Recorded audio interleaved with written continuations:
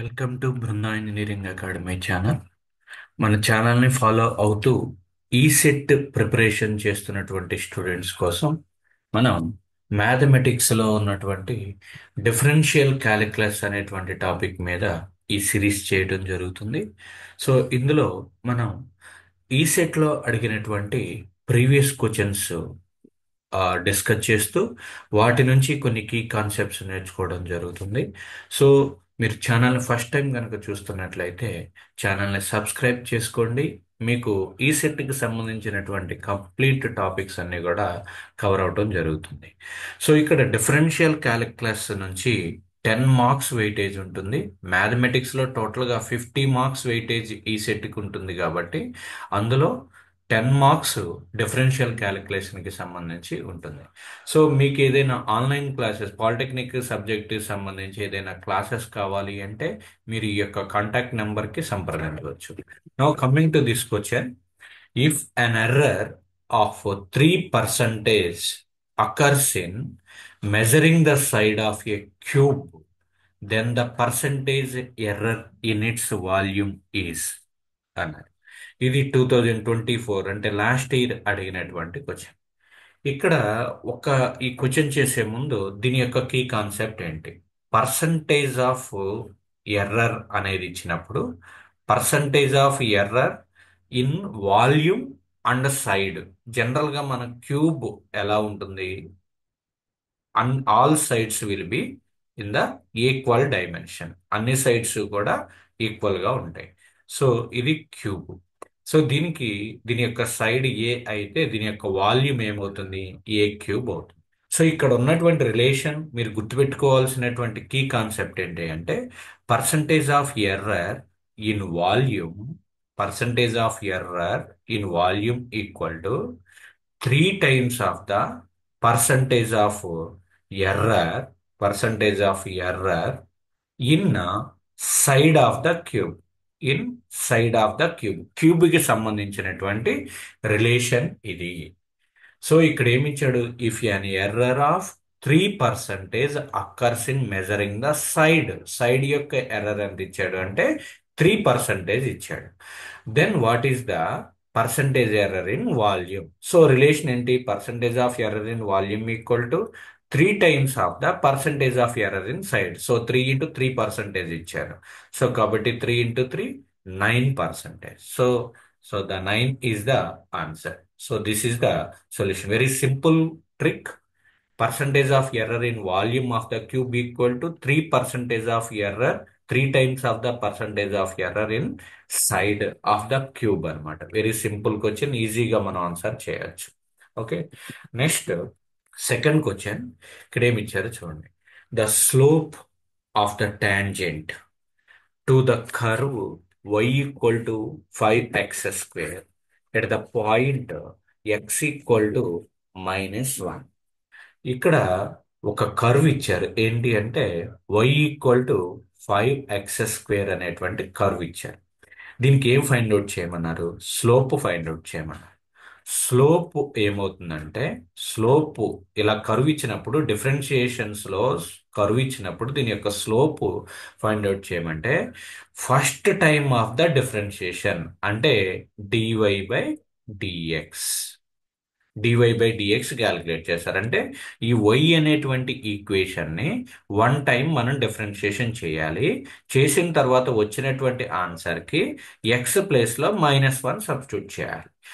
Okay, so ఇక్కడ first మనం తీసుకోవాల్సింది differentiation on both sides. So then dy/dx equal to d/dx of 5x² చేస్తారు. Okay, so ఇది కూడా లాస్ట్ ఇయర్ అడిగినటువంటి bit. So what is this solution? d/dx of 5 అనేది constant into 2x² కి వచ్చేసరికి 2x అన్నమాట. So the answer is 10x. So the answer is 10x. dy/dx equal to 10x. కానీ మీకు ఎక్కడ ఫైండ్ అవుట్ చేయమన్నారు? ఇప్పుడు నీకు dy/dx అనేటువంటిది వచ్చేసింది 10x. So dy/dx at x equal to -1 అండి. ఎట్ x ఈక్వల్ టు -1 అంటే x ప్లేస్ లో -1 సబ్స్టిట్యూట్ చేయండి. So you get the value of -10 అనమాట. So simply the answer is this one. So ఇలా కర్వ్ ఇచ్చినప్పుడు దాని యొక్క డిఫరెన్షియేషన్ చేసి నా వచ్చినటువంటి పాయింట్ ఏదైతే ఉందో అది సబ్స్టిట్యూట్ చేస్తే సరిపోతుంది. ఓకే, వెరీ సింపుల్ క్వశ్చన్ ఇది కూడా. నెక్స్ట్,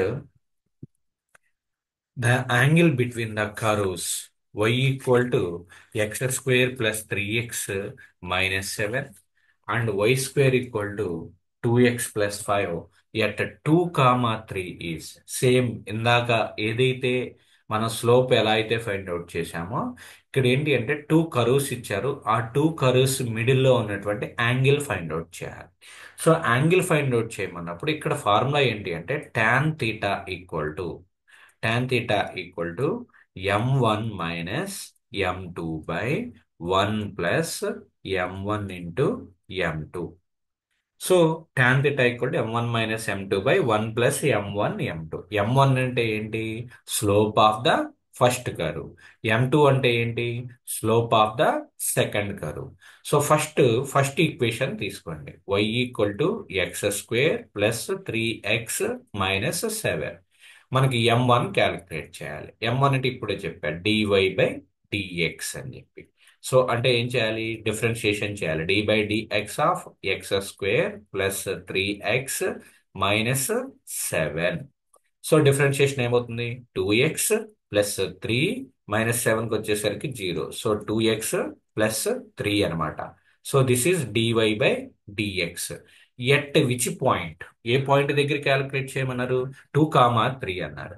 సో 2, 3 చేయాలి అంటే డివై బై డిఎక్స్ ఎట్ 2, 3 అంటే x value 2, y value 3. Y అనేది నీకు లేదు కాబట్టి ఎక్స్ ప్లేస్ లో 2 అనేది సబ్స్టిట్యూట్ చేయండి. 2 ఇంటూ 2 ప్లస్ 3, 4 ప్లస్ 3 అంటే 7.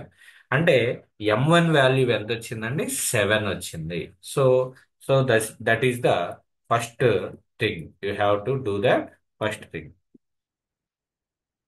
Here this is m1 equal to 7 అన్నమాట. Next similarly y second equation తీసుకోండి. Y square equal to 2x plus 5 అనమాట.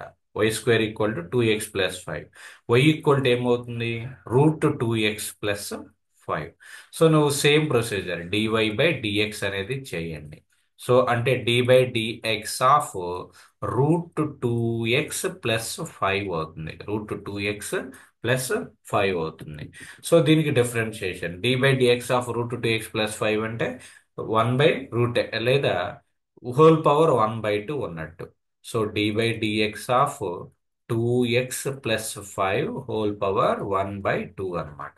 సో దీనికి డిఫరెన్షియేషన్ అంటే 1/2 into 2x plus 5 whole power 1/2 minus 1.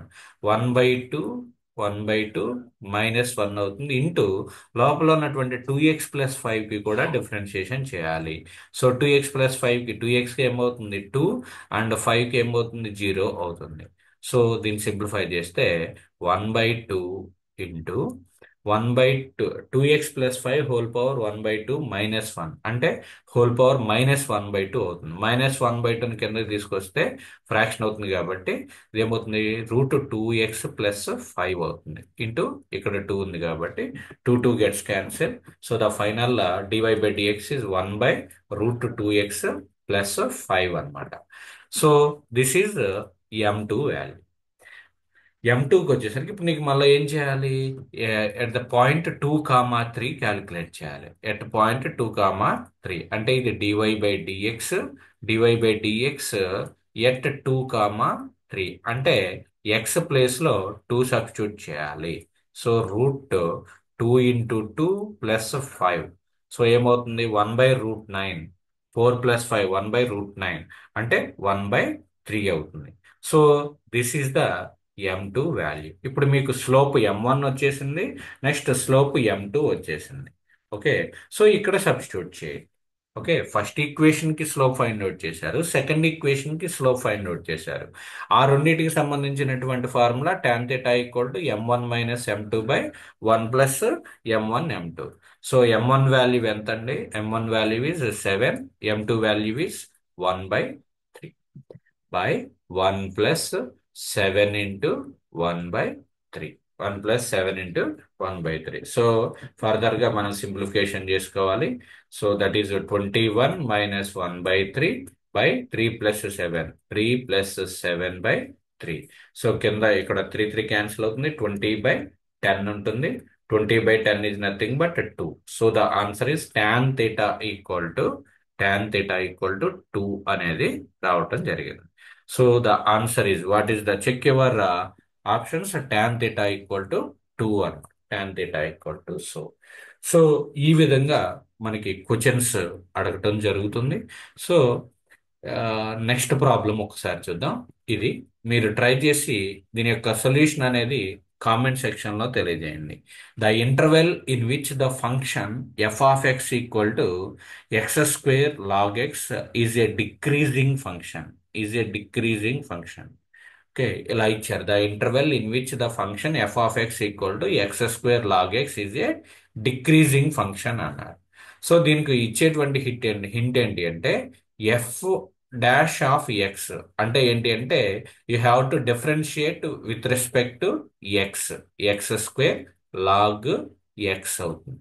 Okay, x² log(x). Okay, so దీని differentiation ఇప్పుడు ఏమవుతుంది?